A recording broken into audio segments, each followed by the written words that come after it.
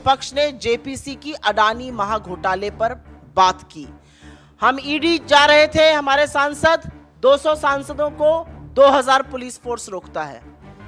हम संसद में जहां धरना करते हैं वहां पर मार्शल्स आते हैं, हमारे माइक बंद कर दिए जाते हैं और विपक्ष की सबसे मजबूत और प्रखर आवाज को विपक्ष के ही नहीं सदन से ही निष्कासित कर दिया जाता है।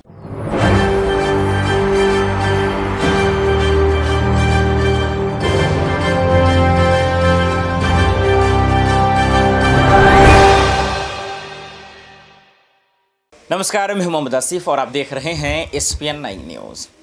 जिस तरीके से 2024 को लेकर पूरा विपक्ष तैयारी कर रहा है, उससे तो यही लग रहा है कि मोदी सरकार के लिए मुसीबतें पैदा हो सकती, लेकिन इनके बावजूद भी आज ये पता लगाया जा रहा है कि देश के प्रधानमंत्री Narendra Modi versus who means कौन, क्या राहुल गांधी या प्रियंका गांधी, ये सवालों का विषय आ गया है। अब इस बीच में ये भी चर्चा चल रही है कि राहुल गांधी गिरफ्तार हो सकते हैं या उन्हें गिरफ्तार किया जा सकता है, इसलिए क्योंकि उन्होंने अडानी का मसला खड़ा किया, इसलिए क्योंकि उन्होंने राफेल पर जिक्र किया, इसलिए क्योंकि 20,000 करोड़ किसके हैं, कहाँ गए, उसका हिसाब किताब मांग रहे हैं।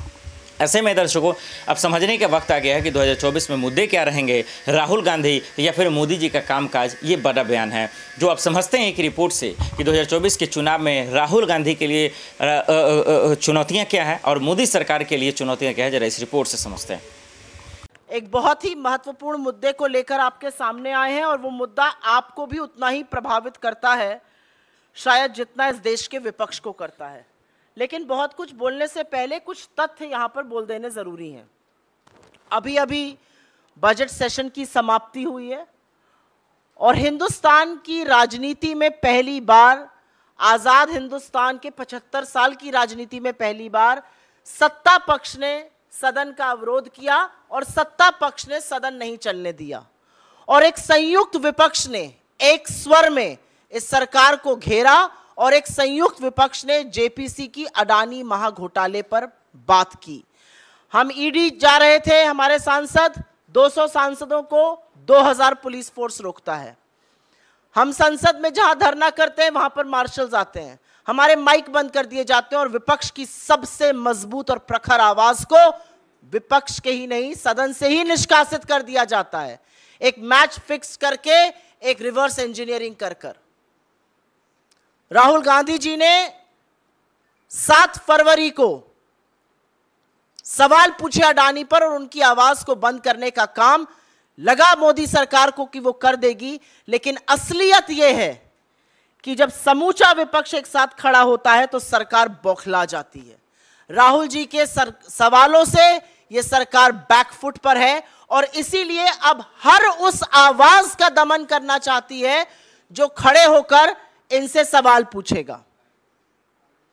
एक भी सवाल इनसे अनकंफर्टेबल पूछ लीजिए, बेरोजगारी, महंगाई, आर्थिक असमानता, किसानों की दुर्दशा, चीन का अतिक्रमण और सबसे बड़ा मुद्दा अडानी महाघोटाला।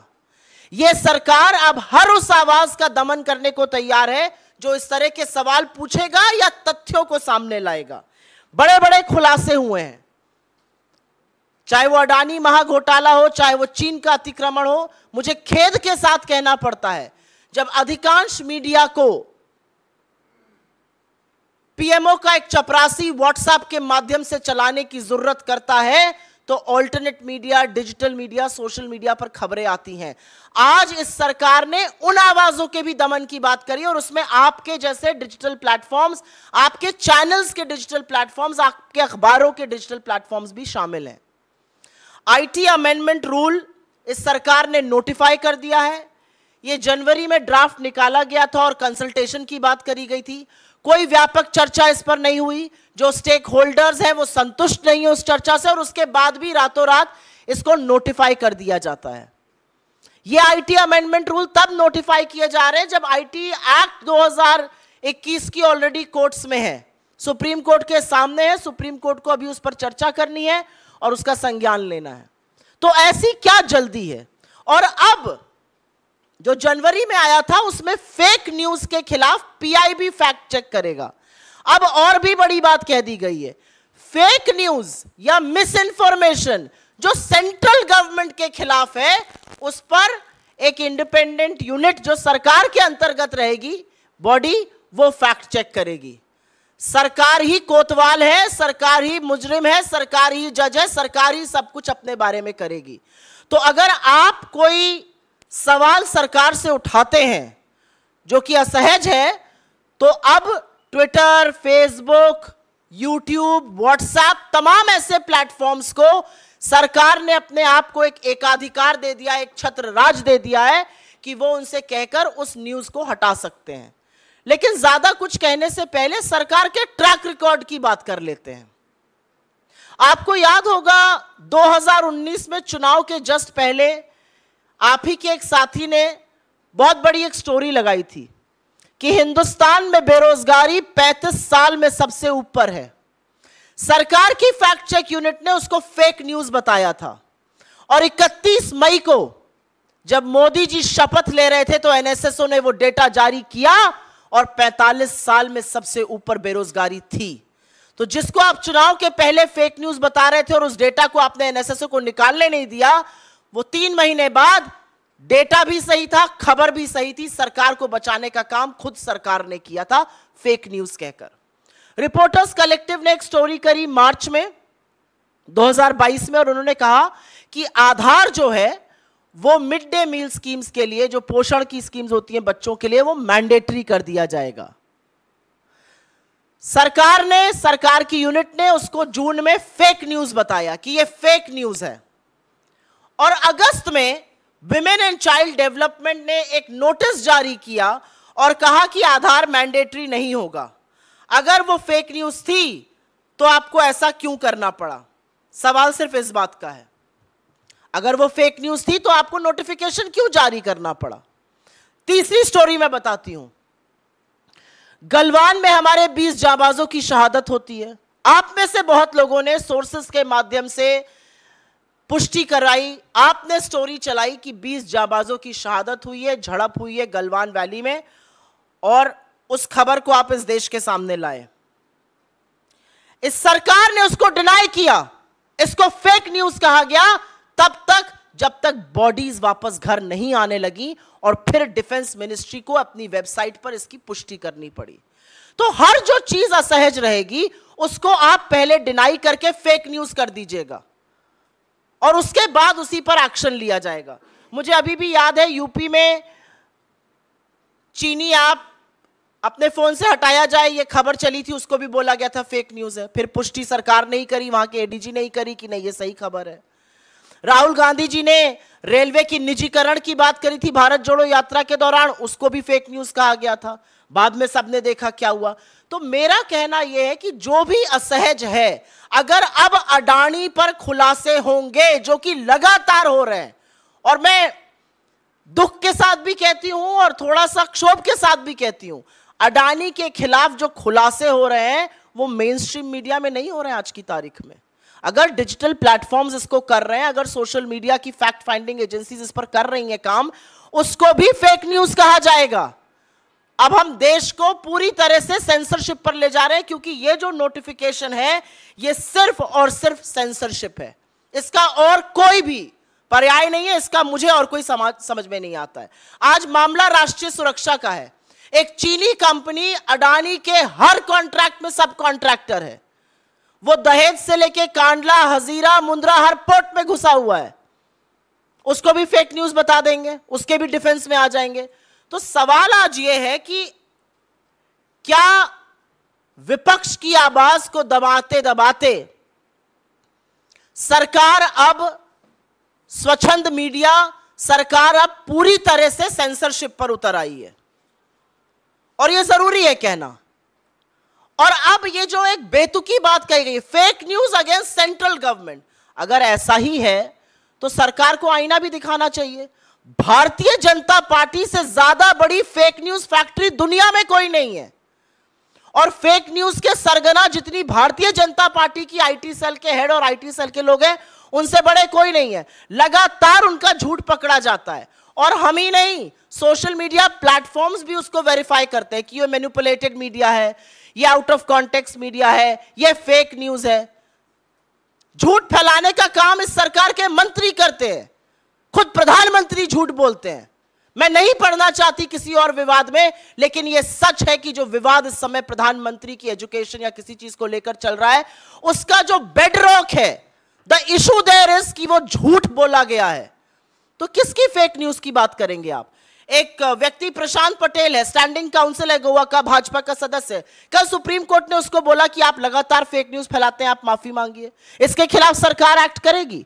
और ये जो रूल्स हैं, इनकी सबसे बड़ी खराबी ये है कि इसमें कोई भी जुडिशियल ओवरसाइट नहीं है। आपने प्लेटफॉर्म को बोल दिया, प्लेटफॉर्म को हटाना ही पड़ेगा। इसमें रेगुलेटरी मैकेनिज्म कोई नहीं है। और एक ये भी सच है कि डिजिटल प्लेटफॉर्म्स ने खुद से आगे बढ़कर एक सेल्फ रेगुलेटरी बॉडी बनाई है, जैसे कि प्रेस काउंसिल ऑफ इंडिया है, जैसे कि एनबीएसए है टीवी चैनल्स के लिए। ऐसी ही एक बॉडी उन्होंने भी बनाई है, self regulatory body. Self regulatory body बनाने की बात फैक्ट चेकर्स के लिए भी चल रही है। फैक्ट की आपको बड़ी चिंता है, लेकिन फैक्ट चेकर्स को जेल में डालना है। तो दिक्कत की बात यह है कि जब सरकार, एक हमारे शास्त्रों में कहा गया, निंदक नियरे राखिए। सरकार को ना निंदक पसंद है, ना निंदा पसंद है, ना स्पष्ट बात करने वाले पसंद है। आपको लगता है कि ये सारी चीजें करके आप विपक्ष को या इंडिपेंडेंट मीडिया को या असहज सवालों को दबा दीजिएगा, तो सच छुपाए नहीं छुपता है। ये अपने आप में एक बात है। मुझे ऐसा लगता है कि सरकार की समस्या ही यह है कि कोई सवाल ना पूछे। क्या सरकार यह जवाब दे सकती है कि Bharatiya Janata party 18,000 fake Twitter account को क्यों हैंडल करती है? क्या सरकार यह बात दे सकती है कि एक ही आईपी एड्रेस से 23 वेबसाइट, तमाम फेसबुक पेज भाजपा के क्यों चलते हैं, जो सीमिंगली इंडिपेंडेंट है लेकिन एक्चुअली प्रचार प्रसार प्रोपेगेंडा भाजपा का फैलाते हैं? अगर आप फेक न्यूज पर क्रैकडाउन कर रहे हैं, तो सबसे पहले तो भारतीय जनता पार्टी के फेक न्यूज तंत्र पर क्रैकडाउन करिए, क्योंकि जो क्रैकडाउन करने का काम ministry of electronics and information technology ने आईटी अमेंडमेंट रूल नोटिफाई करके किया है, वो सिर्फ और सिर्फ इस आशय से किया गया है कि जो लोग सवाल पूछ रहे हैं वो डर के, धमका के उनको घर बिठाया जा सके। आप एक व्यक्ति को चुप करा दीजिएगा, आप 2 व्यक्ति को चुप करा दीजिएगा, लेकिन आज तो जनता खड़े होकर पूछ रही है कि यह सरकार, मोदी जी और उनके सारा तंत्र आज अडानी को बचाने पर क्यों तुला हुआ है। आपके सवालों का स्वागत है। If I may just make a quick statement in English on this, the IT amendment rules have been notified by the Ministry of Electronics and Information Technology as of 2 days back. It's bizarre because these rules were put up for consultation in January. It now says that fake news against the central government will be checked by a unit of the government itself.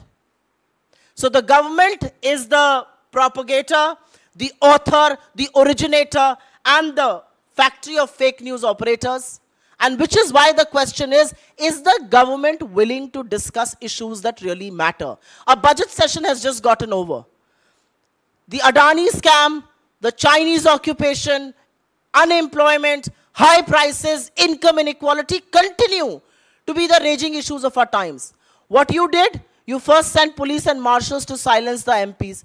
You cancelled Rahul Gandhi's membership and you believe that he's not going to talk after that. You believe that because you will suppress large sections of media, you can do that to independent digital platforms as well. You are trying to control. This is nothing but censorship and control of the World Wide Web. And every stakeholder is up against it. The social media platforms are against it. The users are against it. The media houses are against it. You read the statement of your own body, the Press Council of India, and you will figure out how draconian these rules are and how everything is being done to suppress the truth, to suppress the press. This violates India's constitution. This violates freedom of speech and expression. And more than anything else, it violates the IT Act of 2000, which is the mother law under which these amendments are being made. The uncomfortable questions, the uncomfortable truth baffles this government. They are on the back foot, and which is why they are now trying to control the World Wide Web. There have been numerous instances of a news coming, being called out as fake news by the government, and then turning out to be true. Whether it was unemployment at a 45-year high, whether it was Aadhaar being made mandatory for children, whether it was the Galwan clashes, and then of course the supreme sacrifice of our soldiers, any issue, whether it was railway privatization, whether it was Chinese app being banned, everything so far has had a pattern. everything which is uncomfortable to the government will be called out as fake news, and then the same government will go and act in accordance with the news item. So this is a very baffling pattern. This should worry every Indian, because this is nothing but seizure, control, and censorship of the World Wide Web. And I will only end by saying that if you are really serious about fake news, will you act against your own? Because the biggest fake news factory in the world is the BJP IT cell. The half-truth, the complete lies, the slander, the reputation assassination that happens from that fake news factory. Statements made by the Prime Minister attributed to somebody else. Statements not made by anybody attributed to people. Are you willing to act against your own? Is the Prime Minister going to be called out for the lies that he peddles? Is the Home Minister going to be called out for the lies that he peddles? Is the BJP IT cell going to be banned? That's the question today. आपने देखा और आपको देखकर समझ में आ गया होगा कि जिस तरीके से सवाल खड़े किए जा रहे हैं, जिस तरीके से सवाल पूछे जा रहे हैं, मोदी सरकार के लिए चुनौतियां तो हैं, लेकिन उससे ज़्यादा राहुल गांधी की अगर सदस्यता रद्द नहीं होती है, अगर वो कोर्ट में नहीं जीत पाते हैं, तो फिर मोदी सरकार का जीतना आसान हो जाएगा।